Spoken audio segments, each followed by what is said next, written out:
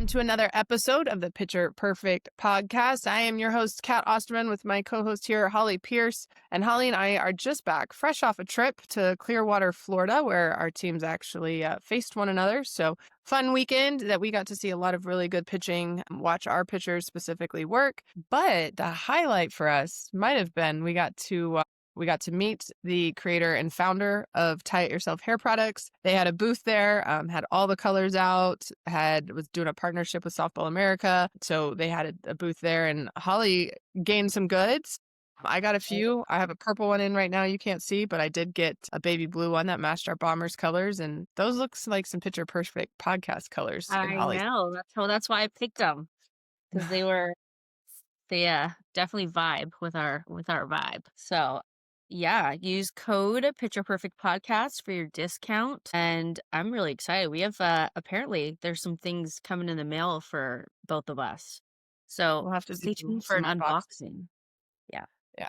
Yeah, it was fun. I have known Dre, who founded Tie It Yourself, for a long time. I was one of the first athletes that they put it on. And so she'll tell you, if you saw our social media, she asked, why have I been wearing it since 2012? And I have. It was actually fun. They had one of their employees was working, and she said, I actually bought a shirt that AU made of you last year, all because in your ponytail you could tell it was a Tie It Yourself hair tie. And I was like, it probably was. I have plenty of them. So, but yeah, get yourself hair ties. It's great. You can buy already tied ones. You can get the loop yourself and just go ahead and tie them into 2s, 3s, 4s, whatever your thick hair or thin hair needs. I'm usually a 2s or a 3s. I think the pink one I wore in Tokyo that we've talked about was a 4, but my hair's not as thick since having JC. It's fun. It's fun. You get to make your own thing. You can obviously do the bubble braids and do different colors. And I'm already planning my bubble braids with the Bombers as soon as they wear the new Wild Thing uniform we have. Yeah, I thought I was going to see it this weekend. I didn't. We thought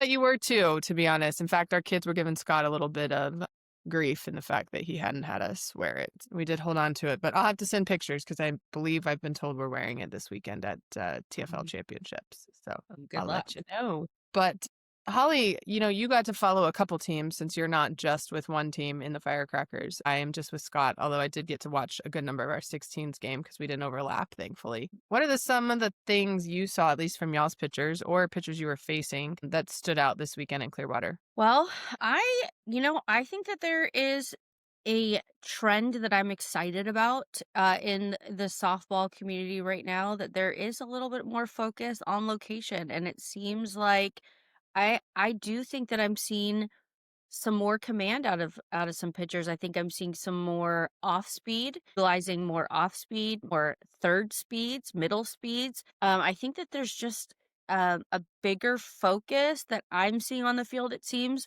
from pitchers that are trying to play the chess match. I think that, I've seen so many good posts on social media. A really great one from Stan Bannister, like yesterday or a couple days ago, where she was talking about location over velocity.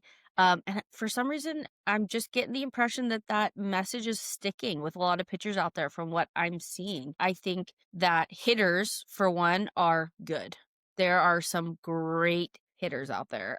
I did notice that there are some good hitters out there, and I think pitchers are starting to up their game a little bit as far as trying to offset that chess match with the hitters, and it's not just going out there and missing in the same spot 15 times until they get pulled out of the game, and then they're like upset, not knowing what's going on. It seems like a little bit there's some depth in terms of the well's running a little deeper with some of these pitchers out there. That's what I'm seeing. That's the conversation I'm having with pitchers, where they're talking the game a little bit more. I don't know. Are you seeing that as well? Yeah, I mean, that's the big highlight my staff is really small. I only had 3 arms and 2 are 26s, so they both just signed. But both of them had really good command. I felt like I wasn't getting frustrated with free passes. Like, I'm not going to say we had none. I know we hit somebody, but I also wasn't mad about it because we kind of like nicked them up in the hands on what was supposed to be a rise ball in. So I'm like, well, we're getting it in, which is normally a problem because we're afraid to get it too far in. And so the free passes were limited. The spots were good. I have one kid who throws a really good rise ball and she can stair step it. And so like she was able to get the swing at belts and then be able to stretch it correctly, which was really cool to see because we struggled a little bit with that last summer. So it was fun. It was really fun for the first time. I'm normally really, really hard on my pitchers. So if you play for me, I don't expect perfection, but I have a standard that I'm not going to sit there and blame the defense if you got 3-1 and a kid smashed what looked like possibly a good curveball, but we made an error. Like we shouldn't have been 3-1 on the kid kind of thing. But, I was reversed this weekend. I was actually probably really hard on our defense because I felt like the pitchers were pitching well enough. And there were some bloops that fell in. There were some plays that weren't made that, would have helped the pitcher out after she had just given up a hit maybe, but then made a really good pitch. So on the flip side, I think, and it's crazy. So I have my first lefty that I've had in a while.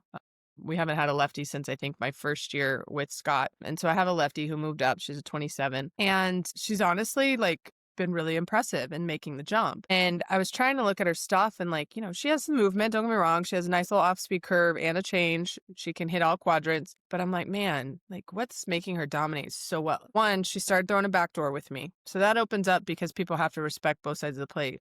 But the key and the fun part of her watching is like she gets behind in the count. I can go curveball into a righty and she's not afraid to get it in there and jam the crap out of them. She doesn't leave it over the plate a lot to where they get a hit on it instead.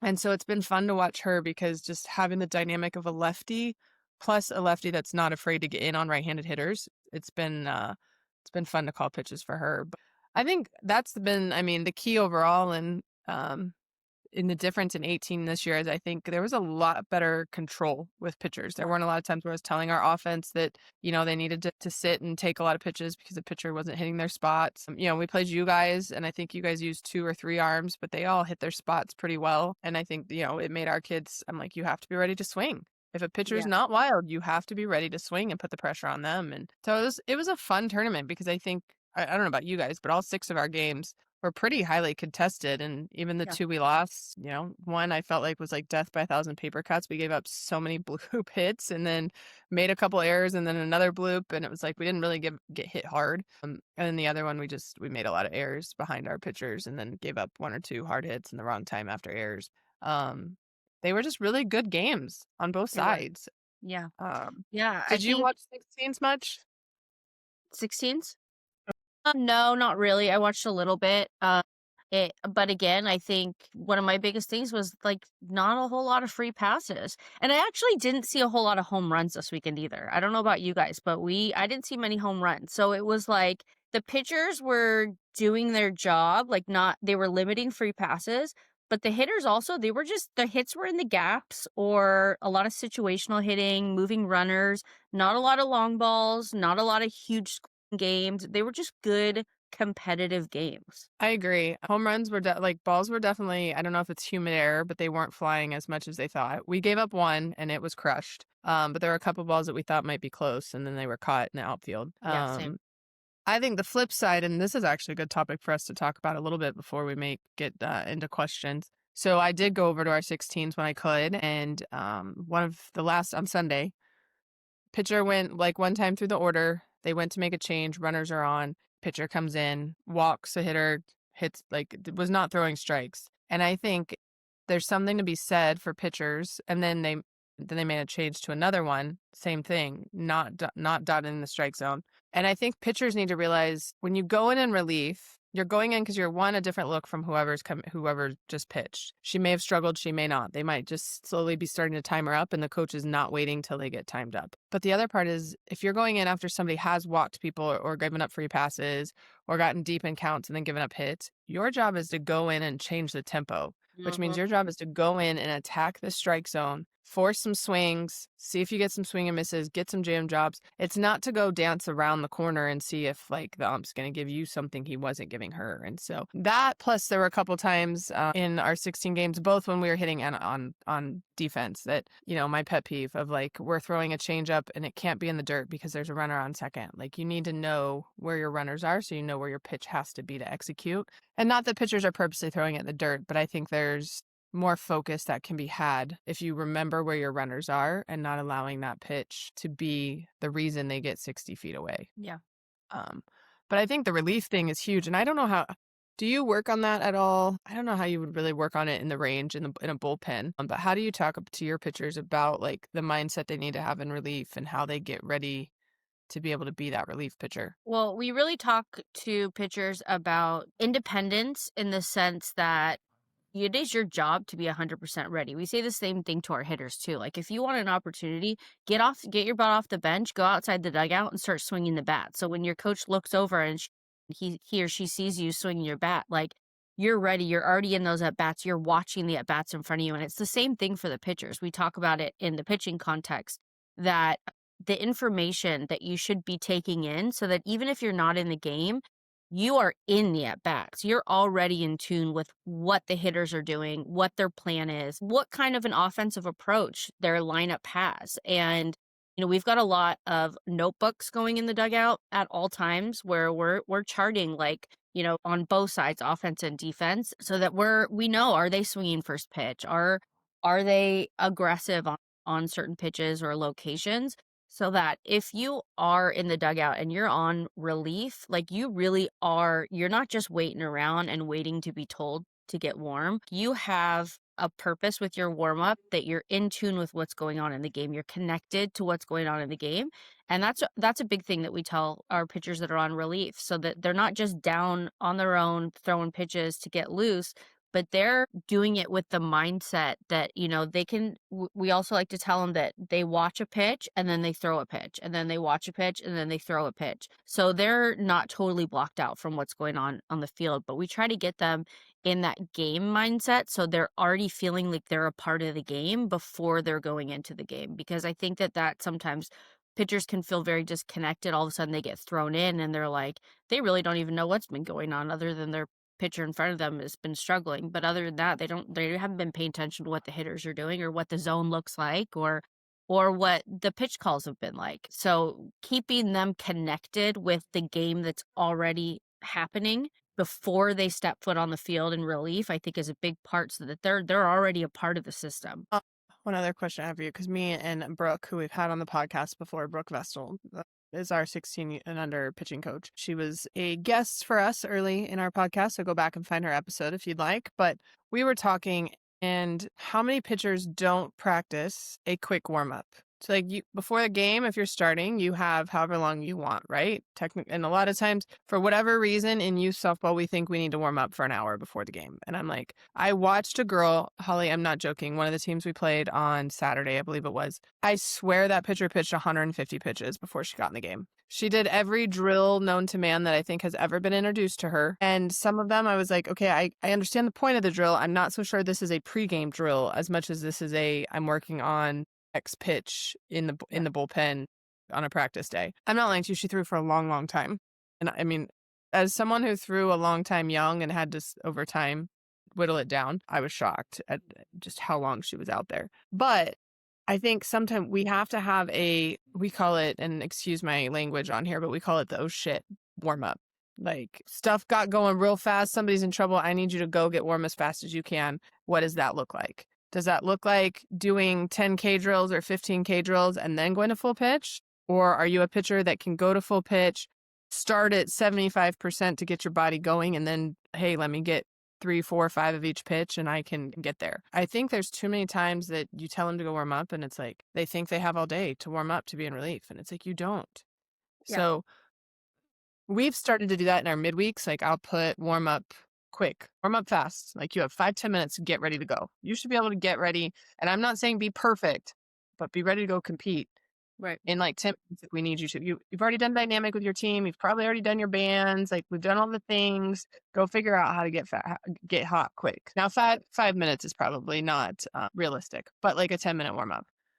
And I just think there have been too many times that we've seen pitchers go in and they're like, I don't know that I was really warm. I'm like, well, then what were you doing down there for 20 minutes? Do you guys practice that at all? Do you have kids like do a quicker warm up? Yeah, we have kids do a quicker warm up, but I would say to your point of implementing during the week, that's definitely something we can be better about. I mean, that's a great idea. It's not something that we have done during the week, and I think that that's something we should. So good idea. I'll give you credit on that one when we start implementing that with our team. But we I really like whoever's on first on relief. I need you to go throw at least a little bit before the game. Even if the plan isn't, oh, you may go in like mid game or what, you don't know, but maybe someone rolls their ankle the very first pitch. Who knows? Like you may not have even 5 minutes. So just at least get loose, whatever, even if it's 10 minutes, get loose before the game. And then we have our pitchers, whoever's on relief with a ball and their glove, also just pop in the glove in the dugout, spin in the ball in their hand, pop in the glove in the dugout. And then, yeah, I think that talking to pitchers about taking ownership of your warm-ups so that you can never turn around and say, well, I wasn't warm. That's why I didn't do well. Like that's on you. Like, that you're first on relief. Like, don't wait until things go wrong and don't wait to be told to go down and warm up. If you see that the wheels are starting to fall off the bus a little bit, like take that initiative. On our teams, luckily, we do have people there full time working with the pitchers that can be able to tell our pitchers at what point in time they should probably be going to get loose. But not all teams have that. Like there's a lot of teams out there that have, their one main coach that's trying to do absolutely everything. And then before you know it, and when he turns around, he says, is anybody warm? And nobody's taken the initiative on their own to make sure that they're loose when they clearly see that the game is heading in a direction that they're probably going to have to get in there at some point. So I think I'm kind of going off on a tangent because I don't know if that's to your point about the quick warm up, but overall in general, I think when pitchers have to take ownership of their warm up and knowing that, listen, this is on you. So if you only have 5 minutes or 10 minutes, like you got to do what you got to do because the game's not going to stop. And 5 minutes or 10 minutes, it can go from a 0-0 ball game to a 3-0 ball game and bases loaded pretty darn quick. So I think just having them understand the difference between a full feel good warm up and then what their body actually needs to just be loose. You don't need a full warm up physically to, maybe it feels good to get all your pitches and your spins and your all that kind of stuff in, and you've got your routine going, but knowing that physically, what does your body need? Your body really only needs probably 10 minutes or less. And you got to be able to pivot and be flexible. And that's another big thing I think that we preach that kind of goes along with that. It's not necessarily the wording of telling them that they have to figure it out in an oh shit moment, but telling them they have to be flexible and they got to do what they got to do. And then again, like having ownership fall back on them that, look, you knew you were on relief. You saw that things were not going well. Like, go grab your glove and the ball and do what you got to do. But I think that to me is the biggest thing with pitchers is like, don't wait until things start to escalate and go downhill very quickly before you have to be told to go get your glove. Like, just do what you got to do. Or even if it's right out, if you don't have a catcher, again, grab your glove, grab a ball, start popping the ball in your glove, do whatever you got to do. Yeah. Yeah, no, I agree. We usually have two people warming up before the game. One's warming up to start, and the other's doing like drills and getting semi ready, and then they'll go get hot whenever it's time. And like I've had the luxury this weekend because we didn't have a whole lot of oh crap moments, like that they all knew, like, hey, you're gonna go 2 or she may go 3, so you need to be ready for the next one. And they go get themselves ready, which is nice. But I do think, and one thing for coaches that are listening to this is make sure whoever is first in relief in your mind knows that. So they can be Yes. looking and to be ready. So they can go throw, if you tell them they're first in relief, if I'm first in relief, and even if the game's coasting along, I'm probably going to go throw a little bit in the second inning to start to get the arm going. If they're still coasting, I'm going to throw in the fourth to get pretty warm. And then if they don't need me, I'll throw in this fifth, sixth, seventh and finish out a workout. But at least I've thrown in the second and the fourth. And if they do need me late in the game, I'm ready. I can go get ready pretty quickly. Yeah. But I think let a pitcher know that they're where they are in relief. And if you have someone who's early relief and late relief because you like them different at different times, then you tell them that too. So they know. So they're not both trying to get warm with one catcher, Yeah. those kind of things. So yeah, I think that's the only other thing I saw is just like pitchers not necessarily getting warm quickly. And I think we need to have a quick warm up that allows your coach to know that you're ready.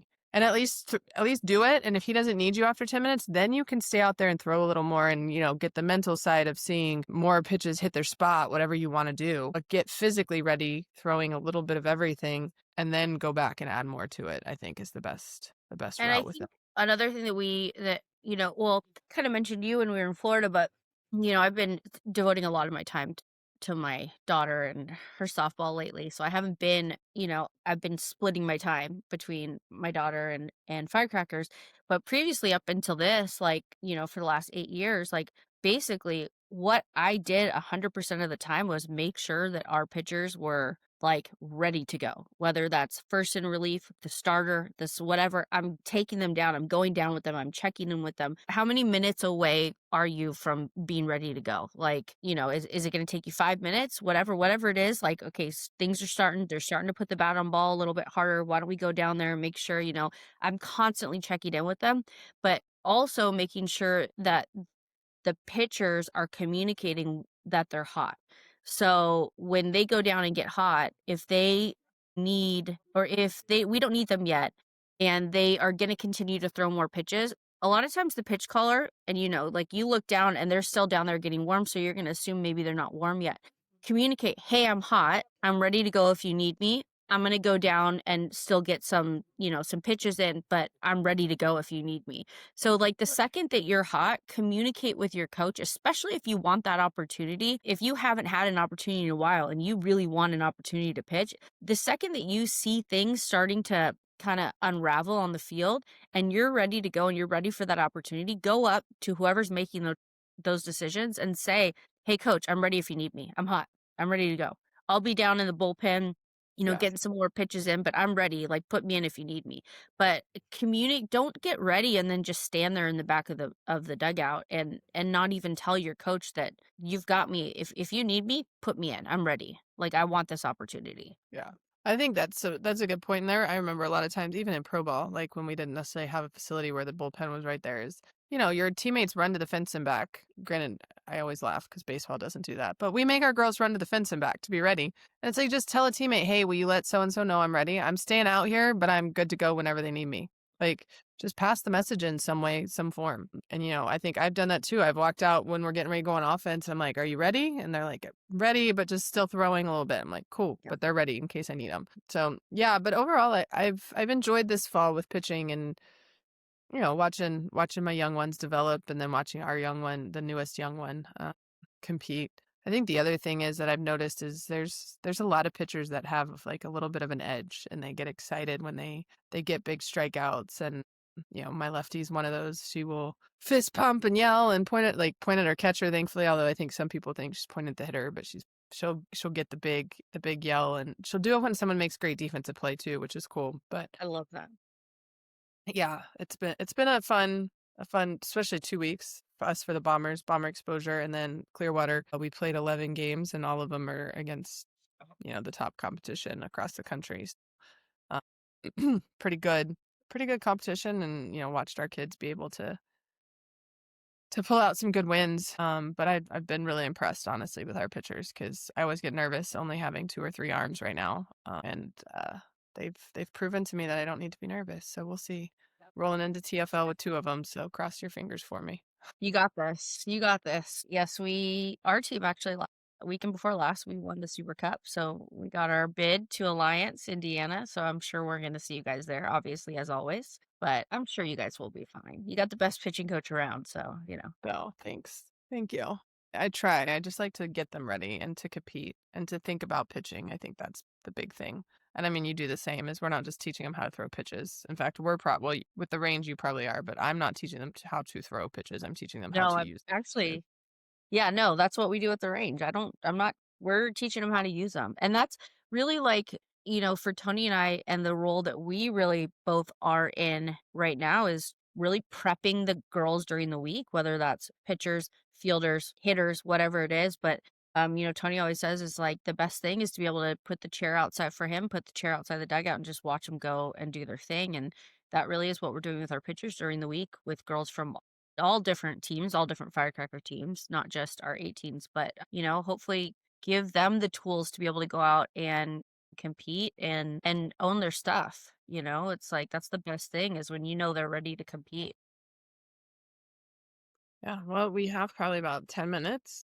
I think you got some listener questions that have been submitted in over time. Yeah, we've got some listener questions. I'll start with this one. Somebody was asking about swing and miss percentage. What's a good swing and miss percentage? They also asked on Game Changer What's the stat for that? So that's going to be the SM percentage. That's your swing and miss percentage. Now, not every team is going to have that because it depends on who's keeping score. So if they're only putting in strikes and balls and not, the swing and miss, it's not going to generate that stat for you. But it would be the SM percentage. That's your swing and miss percentage. What is a good swing and miss percentage? College, elite, I mean, it really is, and you can touch on this too. It's really gonna depend on the level that you're at, the competition, all those things. But elite, if you want to look at elite college as kind of the top, would be about 28 to 35%. But average, sitting around probably 10 to 15% swing miss percentage. Do you have anything to add to that? Yeah, I mean, I think it's relative. Like you need to have some, don't get me wrong. And I don't know if I've told the story before on another episode, but there was one time where I was recruiting a pitcher and the summer, like one year she was absolutely phenomenal. A lot of us were looking at her. And then the following year my boss went out and he came back. He's like, "Are we sure?" Because he was like, "I watched an entire game and not a single ball, like there was not a single swing and miss."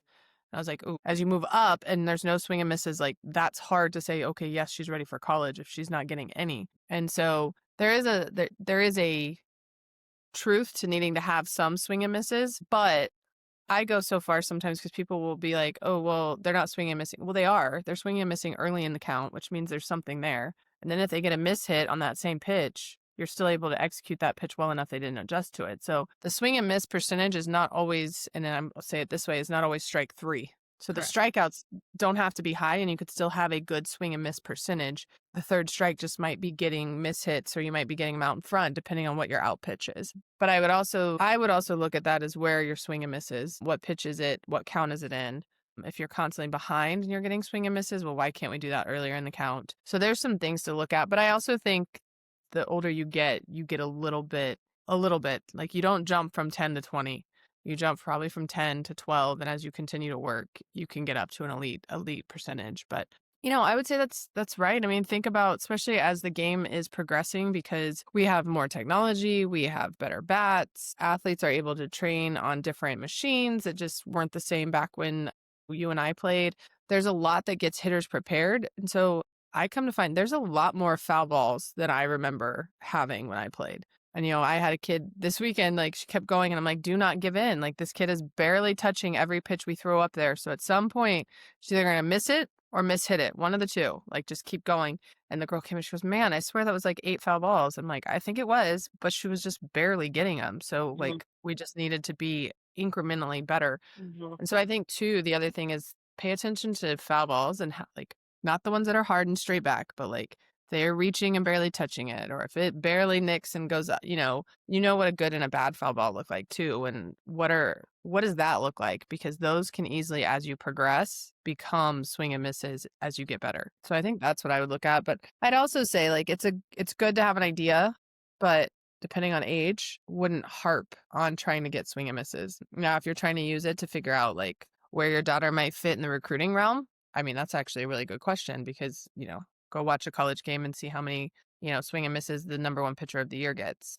Right. But again, Nijas are going to be different than Jordy's and Pickens. And then you go down, Sydney Berzon at LSU or now at OU, but was at LSU. Whoever else is elite as you continue to go, those are going to vary Yeah.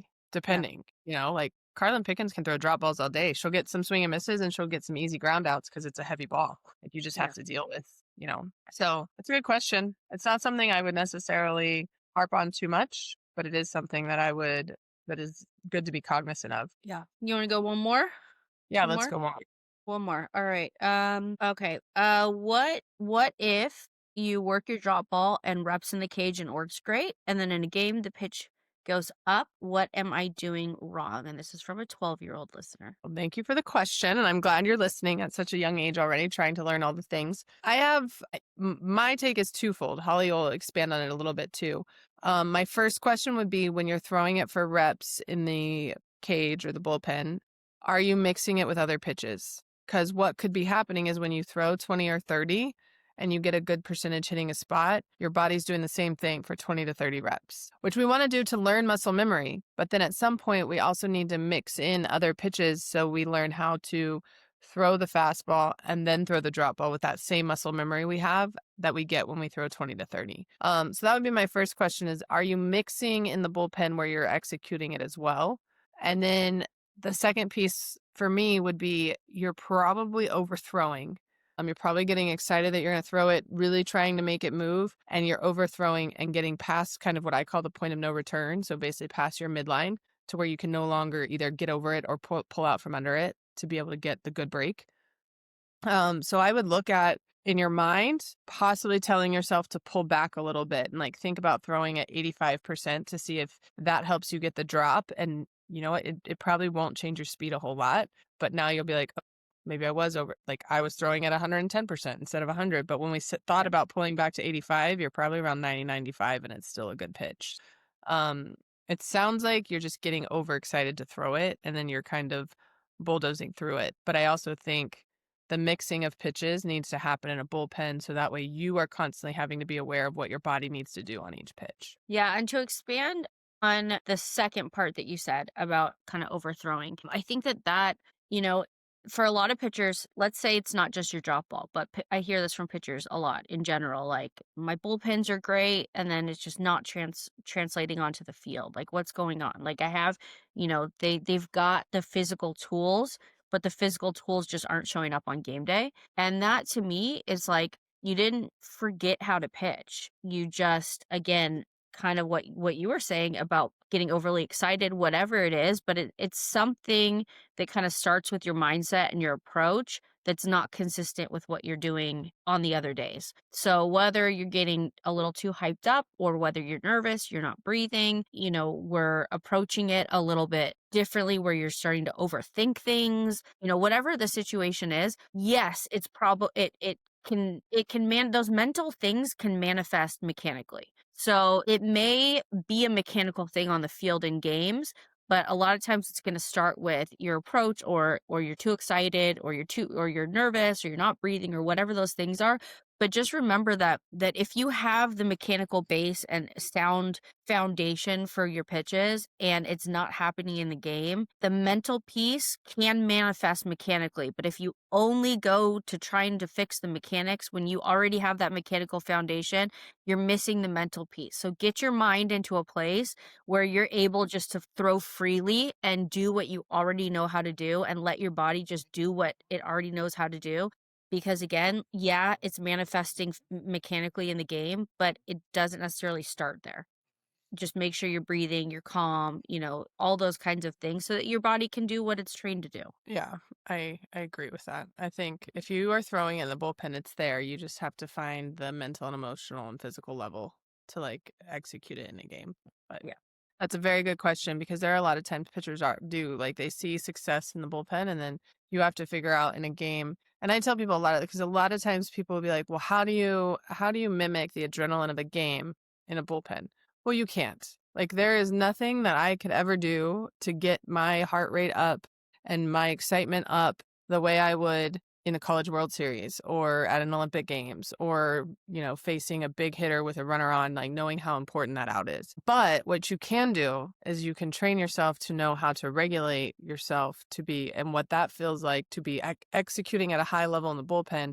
And then how do you regulate yourself when the adrenaline gets high? So where is it you take your deep breath? Where is it that you talk to yourself to bring yourself back down a little bit so the adrenaline doesn't inhibit you from being able to have control? So I think I try to make the way I pitch on the mound match how I throw my bullpen. Because if I'm intent, focused, and have a purpose in my bullpen, I'm serious enough that that can translate to a game. So now when I get amped up, when I start to feel nervous, what mechanisms do I use to bring me back to this intense focus that I execute every single day? And so I think that's the piece as pitchers go is figuring out how you can bring yourself back down to being able to execute. So Yeah. good That's question though. Very good question. very. So we will continue to answer your questions. We've gotten a lot of great ones. So continue submitting them.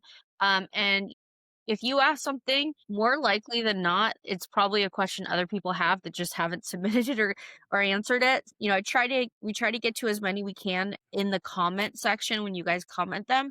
But more than anything, I would love to address them, like, and bring them up on here. So keep submitting those questions. Some really good ones. Yeah, submit questions. I mean, I think, Holly and I can talk and we are around a lot of pictures, but when you guys come with questions, even if it's something we've covered before and maybe we didn't go in depth enough, but if you ask it, maybe a new term or new verbiage resonates, like we're not scared to answer things that, topics we've already covered. So keep asking them. We want to keep producing this. We want to keep helping pitchers get better. So don't be afraid to dump questions in DMs, in the comments. Obviously, Holly and I are both very active on our social medias. Ask us questions as well.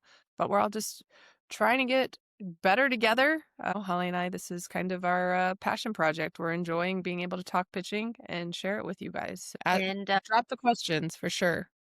today's But something very special, Kat. Do you know what today is? is it our 20th episode?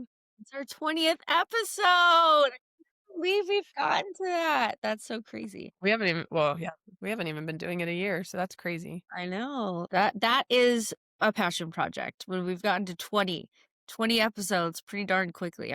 We've had some good ones. Yeah, 20, and with as busy as we are, getting them done. So, but drop questions. We are normally trying to bank a couple episodes at a time, so that way we have them to put out while we're on the road with softball. Obviously, we'll both kind of probably be doing some fun Christmas stuff, so we'll bank a few. But if you guys have topics you want us to cover, questions you want us to answer, episodes you want to hear, if there's things that you want to hear about from Holly's career, my career, any of the things, let us know and we'll throw it out. But in the meantime, like this podcast, comment on this podcast, subscribe to it, share it with your friends. Right now on Spotify and YouTube. So continue to get it out there for us. And who knows, maybe episode 25 we'll do some type of fun giveaway if we can figure out how to track our followers. Yes. Yeah, we look forward to producing more, but give us your thoughts and all your questions, and we will see you next time. Bye.